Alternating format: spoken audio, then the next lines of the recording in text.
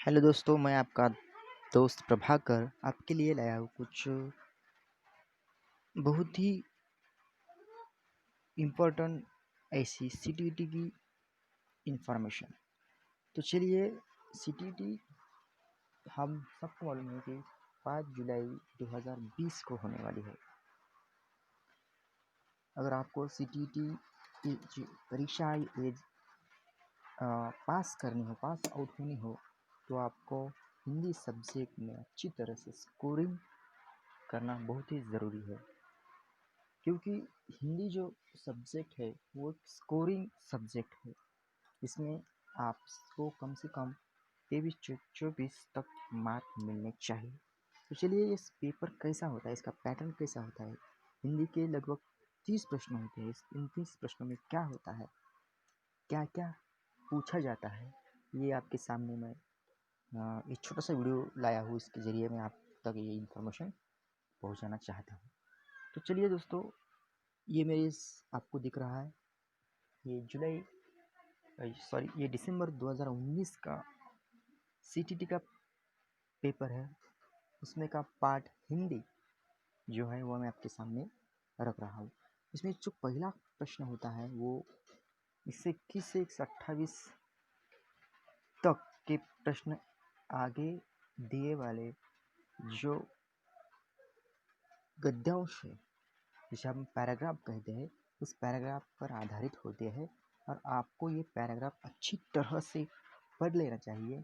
जो इस पैराग्राफ के अंदर के बहुत ही महत्वपूर्ण जो वर्ड्स होते हैं, जो शब्द होते हैं, उसे आप पढ़ते पढ़ते समय अंडरलाइन करते चलिए, ताकि आपको बाद में अच्छी तरह से ध्यान में आ सके। तो उसमें आपको 5 प्रश्न पूछे जाते हैं, जो 121 है, 22 है, 23 है, 24 है, और ये 25 का प्रश्न यहाँ पर आपके सामने दिखाई दे रहा है। तो ये सारी बातें आपके समझ में आनी चाहिए कि हर बार पैराग्राफ अलग अलग होता है। पैराग्राफ अच्छी तरह से पढ़ो, क्योंकि ये जो 5 सवाल होते हैं, ये 5 सवाल आपके सामने होते हैं। फिर आपके ये मार्क कभी भी जाने नहीं चाहिए। उसके बाद 126 का जो सवाल होता है वो अनुच्छेद के आधार पर कहा जा सकता है, यानी जो ऊपर अनुच्छेद दिया है उसी आधार पर आपको इसका उत्तर देना चाहिए। 127 या उसके आगे के जो सवाल होते हैं वो हिंदी में जो मेथड होती है, जो पद्धति होती है, उसके आधारित या कुछ और, या फिर हिंदी व्याकरण के बारे में के कुछ सवाल पूछे जाते हैं। बाद में आप देख रहे हैं आगे कि ये जो और एक पैराग्राफ, कभी कभार एक पैराग्राफ और एक कविता यहाँ पर आती है। कभी कभी 2 कविता आती है, कभी कभी 2 पैराग्राफ भी आ सकते हैं। तो 2019 के जो पेपर में वो 2 पैराग्राफ आए थे, और ये 2 पैराग्राफ यानी आपके कम से कम 10 या 12 मार्क्स यहीं पर आपके तय होते हैं। तो इसलिए आपको ये ध्यान में रखना चाहिए कि जो पैराग्राफ, जो कविता एग्ज़ाम में आएगी, वो अच्छी तरह से पढ़ लो, ताकि इसका एक भी मार्क आपके हाथ से न जाए। उसके बाद आप पैराग्राफ दे सकते हैं कि इस पैराग्राफ पर आधारित 4-5 प्रश्न या फिर पूछे जाते हैं, और उसके बाद फिर कुछ व्याकरणिक वर्ड्स पूछे जाते हैं, जैसे कि शिक्षित शब्द में प्रत्यय है, तो इसमें शिक्षित में प्रत्यय है ईत। मैंने यहाँ पे पहले ही उसे ठीक मार्क कर दिया है कि ईत, शिक्षा प्लस ईत, ये ईत जो है वो प्रत्यय शिक्षित में होता है। तो ऐसे दूसरे भी शब्द आ सकते हैं, ऐसे शब्दों का अच्छी तरह से ध्यान रखिए। उसके बाद 133 का प्रश्न जो होता है कि गांव की छवि में क्या शामिल नहीं है। ये जो ऊपर दिया वाला गद्यांश है, उस गद्यांश के आधार पर आपको इसका जवाब देना होगा। ताकि अभी अब जवाब दिया तो भी आपके समझ में नहीं आएगा, क्योंकि हर बार गद्यांश एक नहीं होता, हर बार गद्यांश अलग अलग आता है। उसी तरह का 134वां जो प्रश्न है, ज्ञान के होने की अनिवार्य शर्त है, उसमें सृजन और उत्पादन, ये जो है ज्ञान की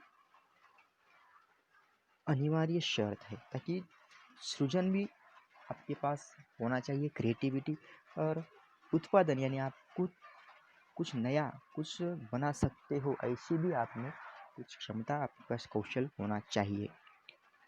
उसके बाद जो अनुच्छेद के आधार पर, यानी अनुच्छेद के ही आधार पर ये सवाल दिया है, इसलिए ये भी हम स्किप कर देंगे। और यहाँ तक देखिए कि 136वां प्रश्न जो है आपके सामने दिख रहा है कि बच्चों में डैश और डैश के माध्यम से लेखन कौशल का विकास किया जा सकता है। तो इसका सही उत्तर जो है वो पर्याय 4 आप देख सकते हैं, रेखांकन और चित्रांकन, क्योंकि छोटे बच्चों में रेखांकन और चित्रांकन इसी आधार पर वो पढ़ते हैं या फिर नए कुछ कौशल्य अधिक्रमित करते हैं। उसके आगे एक अगला सवाल है 137 का कि मुदिता अक्सर श को स बोलती है, मुदिता की भाषा शिक्षिका के रूप में आप इस स्थिति के बारे में क्या करेंगे? तो इसका सही जवाब है क्षेत्रीय भाषा का प्रभाव। क्षेत्रीय भाषा यानी जो उसके अगल बगल में बोली जाती है, जिसके घर में बोली जाती है, उस भाषा का प्रभाव मुदिता पर गिर गया है, इसलिए वो श को स कहती है। 138 का प्रश्न है कि निम्नलिखित में से कौन सा प्रश्न बच्चों की भाषा क्षमता के विकास में सर्वाधिक सहायक है? तो उसका जो उत्तर है वो है तितली कली के पास कब गई और क्यों। अब जो सवाल है, ये सवाल CTT पेपर 1 के आधार पर, यानी कक्षा 1 से कक्षा 5 तक की किताबों में का भी आ सकता है, इसलिए आपको किताबें भी अच्छी तरह से पढ़ लेनी चाहिए। उसके बाद सामाजिक अंतःक्रिया की अवधारणा के संबंधित है। तो ये जो सवाल है वो सवाल हिंदी के मेथोडोलॉजी में या हिंदी के शिक्षा पद्धति में पूछा गया वाला है। उसका सही जवाब है वाइगोत्स सी। ऐसे ही प्रश्न यहाँ हिंदी में पूछे जाते हैं, तो आपको इसकी अच्छी तरह से पढ़ाई कर लेनी चाहिए। ओके, 140वां प्रश्न, स्किनर ने भाषा सीखने की प्रक्रिया में डैश पर सर्वाधिक बल दिया है। तो उन्होंने अनुकरण पर ज़्यादा बल दिया है। आपको पता है सब, स्किनर ने कबूतरों पर बहुत सारे एक्सपेरिमेंट किए हैं और उन्होंने अनुकरण यानी बार बार वही क्रिया दोहराने से जो ज्ञान है वो ज्ञान किसी भी प्राणी को हो सकता है। इसलिए अनुकरण यानी एक आध क्रिया बार बार करने से वो जो बात है वो अच्छी तरह से समझ में आती है। उसके बाद 141 बच्चों की भाषाई क्षमताओं के आकलन के लिए डैश सर्वाधिक सहायक है। इसमें बच्चों की परस्पर अनौपचारिक बातचीत, परस्पर अनौपचारिक यानी जो हम घर में बोलते हैं उसे अनौपचारिक बातचीत कहते हैं। उसके बाद कौन सा प्रश्न कक्षा में बहुभाषिकता को घोषित करता है? बहुभाषिकता यानी फूलों के नाम अपनी भाषा में लिखो, यानी तो कक्षा में अगर अलग अलग क्षेत्रीय भाषाओं के स्टूडेंट से छात्र है तो वह फूल के जो नाम है वो अलग अलग भाषा में लिखेंगे, और ये जो पूरा ज्ञान है वो सबके दिमाग में अच्छी तरह से बैठ जाएगा और सबको समझ में आएगा। उसके बाद इस कहानी में पहाड़ी घाटी शब्दों का इस्तेमाल हुआ है, पहाड़ी इलाके से जुड़े हुए और शब्द सोचकर लिखो, यह अभ्यास प्रश्न का उदाहरण है। इसका सही उत्तर है संदर्भ में व्याकरण, यानी सही उत्तर है इसका संदर्भ में व्याकरण। उसके बाद 144 शिक्षण प्रक्रिया को रुचिकर बनाने में शिक्षण सामग्री सहायक होती है। तो उसका सही उत्तर है वैविध्यपूर्ण। कभी कभी बहुत सी छात्र ऑडियो वीडियो का भी आंसर देंगे, वीडियो परख भी देंगे, लेकिन उसका सही जो उत्तर है वो है वैविध्यपूर्ण। उसके बाद 145 प्राथमिक स्तर पर भाषाई क्षमता का विकास डैश है और साहित्य है। तो हम सबको ये आ जाएगा, उसका है साध्य और साधन। विकास ये साध्य है और जो कौन सा भी साहित्य आप यूज करो वो साधन है। उसके बाद 146 प्राथमिक स्तर पर कौन सा भाषा शिक्षण का उद्देश्य नहीं है? तो उसका सही उत्तर है भाषा संबंधी व्याकरणों को पूर्णतः कंठस्थ करना, यानी उसे कंठस्थ करना यानी याद करना। तो ये जो है वो उद्देश्य नहीं है, बाकी सारे उद्देश्य उसके हो सकते हैं। उसके बाद 147 कक्षा में भाषा की डैश के प्रति डैश बनकर उसका उपयोग भाषा शिक्षण में करना चाहिए। तो उसका सही जवाब है विविधता और संवेदनशीलता, 1 नंबर का ऑप्शन।